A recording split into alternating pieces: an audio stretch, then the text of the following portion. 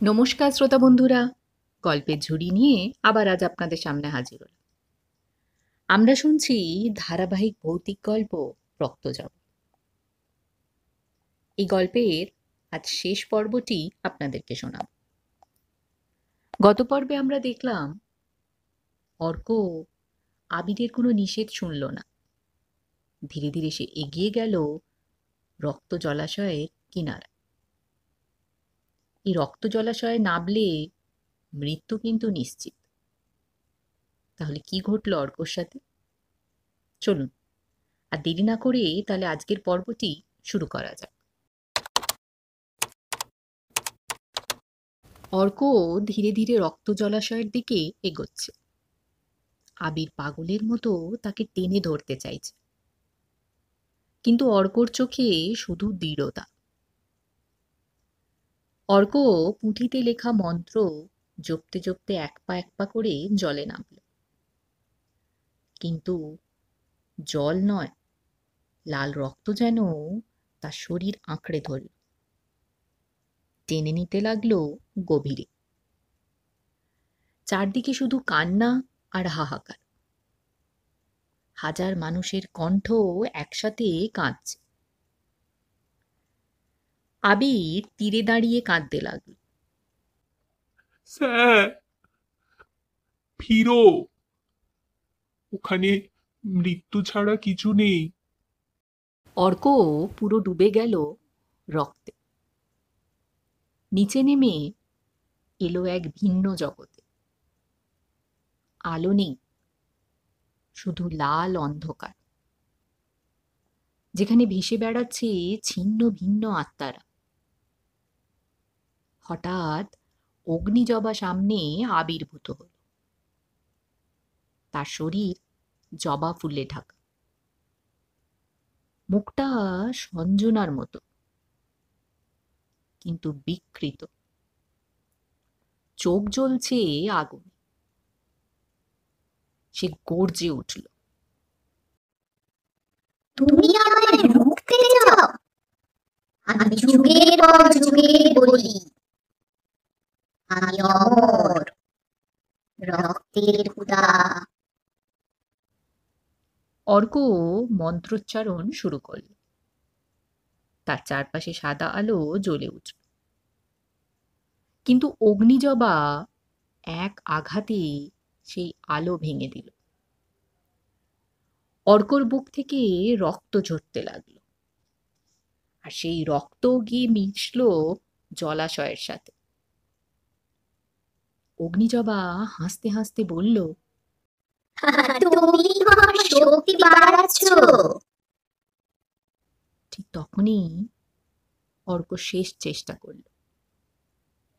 সে নিজের বুকের ক্ষত জলাশয়ের ভেতরে ছড়িয়ে দিল আর উচ্চারণ করল, রক্ত তোমার অস্ত্র, রক্তই তোমার মৃত্যু। অগ্নিজবা কেঁপে উঠল, আর তারা একসাথে চিৎকার করে উঠল। তারা বাঁধন ছিঁড়ে বেরিয়ে এসে অগ্নিজবার শরীরে ঝাঁপিয়ে পড়ল। অগ্নিজবা ধীরে ধীরে ছিন্ন ভিন্ন হতে লাগল। তার চিৎকার আকাশ কাঁপিয়ে দিল।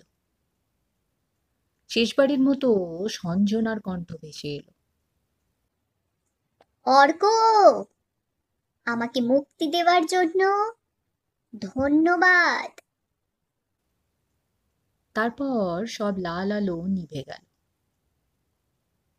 অর্ক আর আবির যখন জেগে উঠল, তারা দেখল রক্ত জলাশয় নেই। জায়গাটা শুকনো মাটি হয়ে গেছে। কোনো জবা ফুলও নেই, কিন্তু অর্কর হাতে এখনো একটা শুকনো জবা লেগে আছে। সে নিঃশব্দে ভাবল, অভিশাপ ভাঙা গেছে, নাকি এটা আবারও ফিরে আসবে? অর্ক আর আবির রক্ত জলাশয়ের ধ্বংসাবশেষ থেকে ফিরে এলো। জঙ্গলের গাছপালা আবার সবুজ হয়ে উঠেছে। বাতাসে ভয়ঙ্কর গন্ধ মিলিয়ে গেছে। সবকিছু যেন শান্ত হয়ে গেছে। কলকাতায় ফিরে অর্ক আবার নিজের পুরনো বাড়িতে উঠল। সে ভেবেছিল সব শেষ, কিন্তু ভিতরে ভিতরে তার বুক কেঁপে উঠছিল। রাতের বেলা ঘুমোতে গিয়েও তার কানে মাঝে মাঝে শোনা যেত হালকা ফিসফিসানি। অর্ক, তুমি কি ভেবেছো আমি শেষ?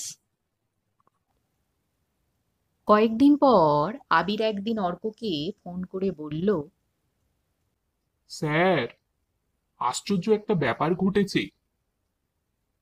আমাদের কলেজের বাগানে হঠাৎ এক জায়গায় শুধু জবা ফুল ফুটেছে। আর সেগুলো লাল নয়, রক্তের মতো গাঢ়।